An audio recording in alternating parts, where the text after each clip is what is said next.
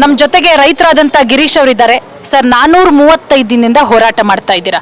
DK Shivakumar ಆಡಿದ ಮಾತುಗಳೆಲ್ಲ ನೀವು ಕೇಳ್ತಾ ಇದ್ದೀರಾ. ನೀವು ರೈತರು, ನಾನು ನಿಮ್ಮ ಪರಿಚಯ ಮಾಡ್ಕೊಂಡೆ. ಸರ್, ನೀವು ಯಾರು ಸರ್? ರೈತ ಹೋರಾಟಗಾರರ ಅಂದೆ. ನೀವೇನಂದ್ರಿ? ಇಲ್ಲ ಮೇಡಮ್, ನಾನು ರೈತ ಅಂತ ಹೆಮ್ಮೆಯಿಂದ ಹೇಳ್ಕೊಂಡ್ರಿ. DK ಶಿವಕುಮಾರ್ ಹೇಳ್ತಾರೆ ನೀವು ರೈತರೇ ಅಲ್ಲ ಅಂತ. ಬರೀ ಚಿಲ್ಲರೆ ರಾಜಕೀಯ ಮಾಡೋದನ್ನ ನಿಲ್ಲಿಸಬೇಕು. ನಾನು ಪ್ಯೂರ್ ರೈತ ಮೇಡಮ್. ಆಧಾರ್ ಕಾರ್ಡ್ ಕೊಡ್ತೀನಿ, ಪಾಣಿ ಕೊಡ್ತೀನಿ, ನನ್ನ ಊರ ಹೆಸರು ಕೊಡ್ತೀನಿ, ನನ್ನ ವಂಶ ವೃಕ್ಷ ಕೊಡ್ತೀನಿ. ನನ್ನ ವಂಶ ವೃಕ್ಷ ತಲಾಂತರದಿಂದ ಬಂದಿರೋ ಜಮೀನು ನಂದು. ಇವ್ರ ಅಪ್ಪಂದು ಗೌರ್ಮೆಂಟ್ ಆಸ್ತಿ ಏನು ನಾನು ತೊಗೊಂಡಿಲ್ಲ. ನನ್ನ ಮುತ್ತಾತ ಕೊಟ್ಬಿಟ್ಟು ಹೋಗಿರೋ ಆಸ್ತಿ ನಾನು ಜಮೀನು ಇರೋದು. ಇವ್ರ ಥರ ಈಗ ನಾನು ರೈತ, ನಾನು ವ್ಯವಸಾಯಗಾರ ಅಂತಾನಲ್ವಾ, ಎಷ್ಟು ವರ್ಷಕ್ಕೆ ತೆಂಗಿನ ಫಸಲು ಬರ್ತದೆ ಅಂತ ಅವನ್ನ ಕೇಳಿ DK ಶಿವಕುಮಾರ್ನ. ಎಷ್ಟು ವರ್ಷಕ್ಕೆ ಅಡಿಕೆ ಗಿಡ ಫಸಲು ಬರ್ತದೆ ಅಂತ ಕೇಳಿ. ಒಂದು ಹಸು ಕರು ಹಾಕಿ ಎಷ್ಟು ದಿನಕ್ಕೆ ತಿರುಗತ್ತೆ ಅದು ಬೆದೆ ನಿಂತ್ಕೊಂಡು ಫಲ ಆಯ್ತದೆ ಅಂತ ಕೇಳಿ. ಅವ್ರ ಎಷ್ಟು ದಿನಕ್ಕೆ ಜೋಳ ಬರ್ತದೆ ಅಂತ ಕೇಳಿ. ಅವ್ರು ರೈತರಲ್ವಾ? ನಾನು ರೈತ ಅಂತ ಅಲ್ವ ಹೇಳ್ತಿರೋದು. ಈಗ ನಾವು ರೈತರಲ್ಲಪ್ಪ, ನಾವಿಲ್ಲಿ ರೈತರೇ ಅಲ್ಲ. ನಮ್ಮ ಭೂಮಿ ಎಲ್ಲ ಪಾಳು ಭೂಮಿ, ಪೂರ್ತಿ ಪಾಳು ಭೂಮಿ. ನಾವೇನು ಮಾಡ್ತಾ ಇಲ್ಲ, ಇಲ್ಲೆಲ್ಲ ಪೂರ್ತಿ ಸೋಂಬೇರಿಗಳು ನಾವಿರೋದು. ಅವರು ಪ್ಯೂರ್ ರೈತರು, ನಾವು ಪ್ಯೂರ್ ರೈತರಲ್ಲ. ಇಲ್ಲೊಂದು ಸಮಸ್ಯೆ ಖಂಡಿತ ಇದೆ. ನಮ್ದು ಏನೂ ಇಲ್ಲ, ಎಲ್ಲ ಅವರೇ ರಾಜಕಾರಣ ಮಾಡ್ತಾರೆ. ಯಾಕೇಳಿ ಯಜ್ಞಗಳು ಸೇರ್ಕೊಂಡವ್ರು ವಿಧಾನಸೌಧದಲ್ಲಿ 3 ವರ್ಷ ಆಗದೆ. 3 ವರ್ಷದಿಂದ ಅವ್ರ ಮಕ ನೋಡಿಲ್ಲ ನಾವು.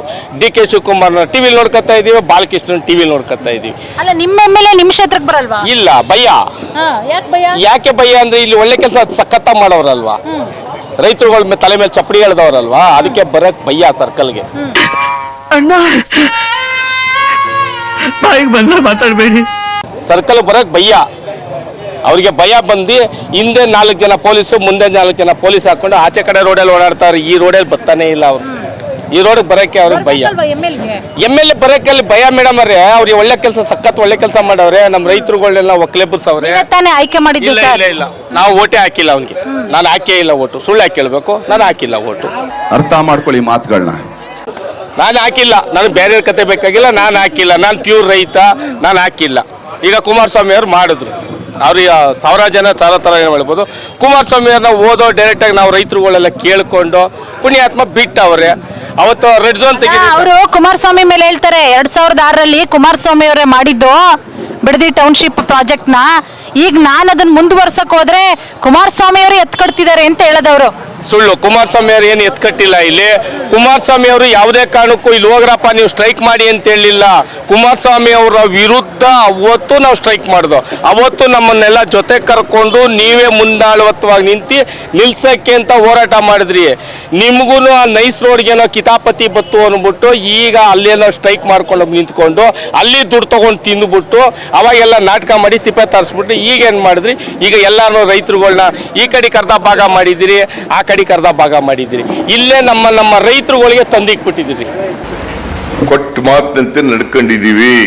ನಮ್ಮ ರೈತರುಗಳಿಗೆ ತಂದಿಕ್ಬಿಟ್ಟು ನೀವು ಬೆಳೆಕಾಳು ಬೇಯಿಸಕ್ ಹೋಯ್ತಾ. ಈಗ ನನ್ನ ಪ್ರಶ್ನೆ ಸರ್, ಈಗ 9600 ಎಕರೆ ಅಷ್ಟು ರೈತರು ವಿರೋಧಿಸ್ತಿದಾರ, ಕೆಲವೊಬ್ರು ಕೊಟ್ಟು ಬಿಡೋಣ ಅಂತ ಇದಾರ, ಏನು? ರಾತ್ರಿಯಲ್ಲಿ 9600 ಎಕರೆ ಒಳಗೆ ನೀವು ಹೇಳಿದ್ರಲ್ವಾ, 9600 ಎಕರೆಯಲ್ಲಿ ಹೋದ ವರ್ಷ 1000 ಎಕರೆ ಕುಮಾರಸ್ವಾಮಿ ಅವರು ಮಾಡಿಸೋದು, ಅವ್ರು ಮಾಡಿಸೋರು, ಇವ್ರು ಮಾಡಿಸೋದು ಅಂತ ಹೇಳ್ಕೊಂಡ್ರು.